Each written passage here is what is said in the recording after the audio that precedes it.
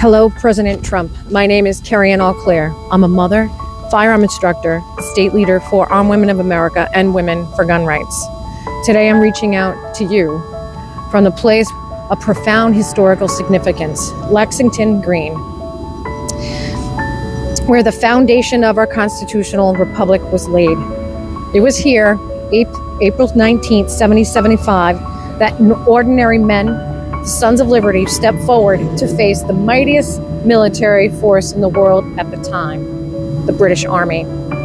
They left their homes, family, and everyday lives to stand for freedom. Knowing the risks, this is where the shots were heard and echoed across the country. These men sent a clear and powerful message. Armed citizens are free citizens, while disarming people are merely subjects. The British marched to seize weapons and armament in Concord, but met with fierce resistance. This spirit of courage and resolve paved the way for our national independence.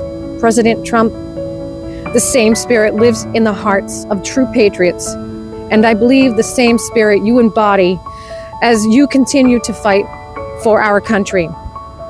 I'm inviting you to join us here in Lexington Green on April 19th, 2025, to mark the 250th anniversary of this pivotal moment in American history.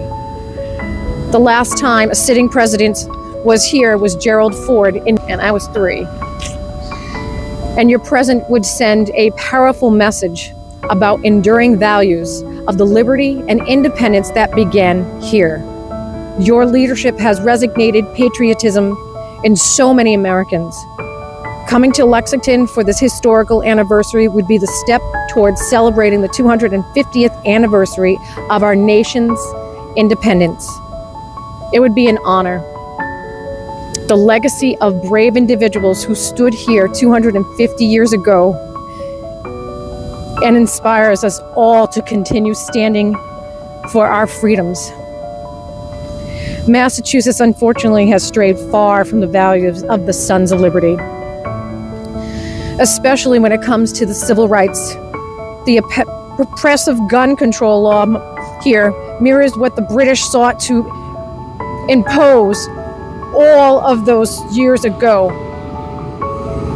I believe that the Patriots of 1775 would deeply be disappointed by what has happened to the state. Mr. President, you have shown us what it means to fight for our nation.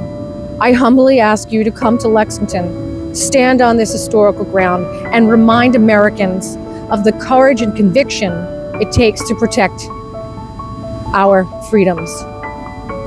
Thank you for listening. God bless, stay safe, and I hope to see you on April 19th, 2025.